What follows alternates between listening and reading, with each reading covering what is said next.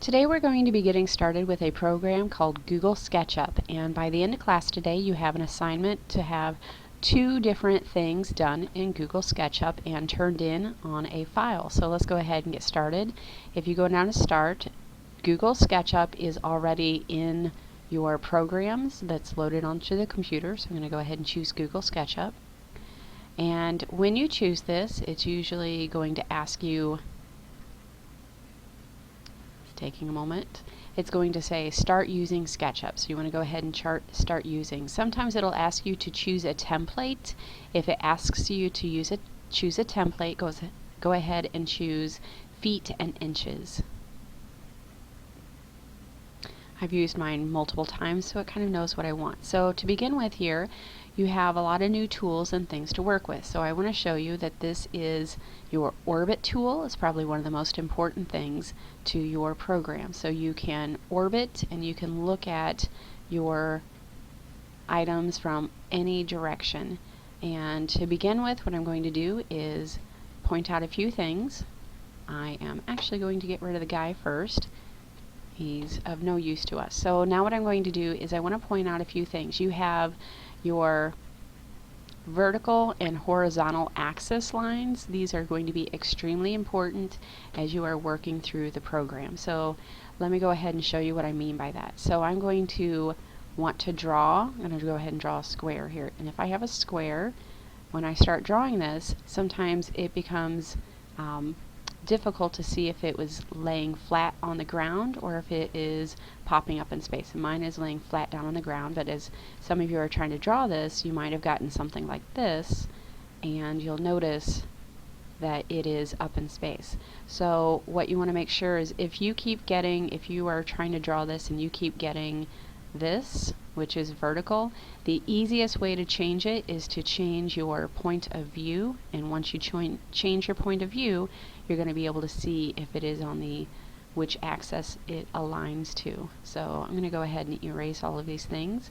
I'm going to select, and I selected all.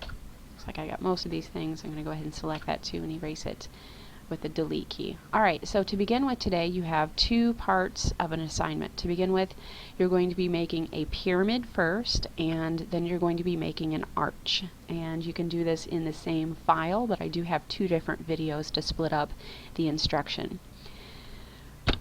What you should know about Google SketchUp is it's a three-dimensional modeling program, and many of these tools that you're using, people can use different tools but get the same exact end result. So it's important for you to know what some of the different tools work and how you can kind of work with the tools that you like. So you might not do this, or this may, one way may make sense to you and your neighbor may prefer it a different way. So let's go ahead and get started.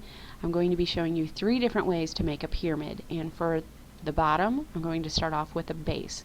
Something else that's important for you to know, I forgot to show you a tool, so I'll do that right now, is this is probably your second most important tool in the program. It's called push-pull. So I'm going to go ahead and take this, and now I drew a three-dimensional box, and you can see that it is a box from all sides. But we're not wanting a box, or we're not wanting a cube right now, so instead what I'm going to do is I'm going to think about how to make this a three-dimensional object, and our object that we're wanting to create is a pyramid. So here's one technique of how to do this. If you think geometrically, I'm going to go ahead and find the center of my square. That's my center. Now what I want to do is I want to draw a line up, and notice that it is blue, which is meaning that it is vertical and on the blue axis. So you can see the blue axis right here. The program tries to give you some hints so that you can kind of understand where you're at in space. Next, what I'm going to be doing is I can take these and I can draw them straight down so that they are becoming three-dimensional. You can see that if it is on plane, it's going to fill it in on all sides. Now I have a full structure. Alright, now what I'm going to be doing is showing you another method. There are multiple ways, like I said, to do the exact same thing. So I'm going to go ahead and erase, see if I can get most of it erased. Alright, the next thing I'm going to be doing is I'm going to think about it in a little bit of a different way. This is how I would think of building a pyramid as a sculptor. So I'm thinking of this as a solid block. Next, what I'm going to do is from the center, and if I find the center, it usually tells me on the center. I'm going to go ahead and guess here. Now I can take these down to the bottom of each one of these, and there's nothing noticeable happening yet. I'm going to go ahead and make this match down at the end. So just like if I were to give you a cube of plaster or a cube of marble, you have to think about where is your sculpture. Your sculpture is inside of that. So you just built it from the inside. There you go, and that is the same pyramid as before. Now, like I said, there are different tools to do different things. So let's go ahead and I'm going to make a pyramid one more way. I'm going to go back to, if I'm thinking about this, I want to find the center again on my flat surface. Now here's a new tool for you. This is called the Move tool. And for my Move tool, what I'm wanting to do is, if you were able to think about picking the center of this up, all I want to do is make this more three-dimensional, and I just want to pick this up.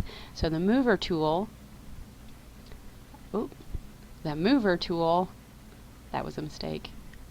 Okay, for the Mover tool, you want to make sure that it is not selecting any of your other things here. So you're wanting to make sure that you have the dot in the center, and then what you're going to be able to do is pull that straight up, and notice it's on the blue axis again, which means I'm going vertical, which is what I'm wanting. Last time when I made that mistake, I had accidentally selected one of my objects too, or one of my lines. Alright, so that is how to create a pyramid. To finish it out, please go ahead and make sure you have selected your materials, and we are making an Egyptian pyramid, so I'm going to go ahead and make sure it is bricks, and it can be any of these bricks of your choice, but you can make your three-dimensional pyramid. There we go.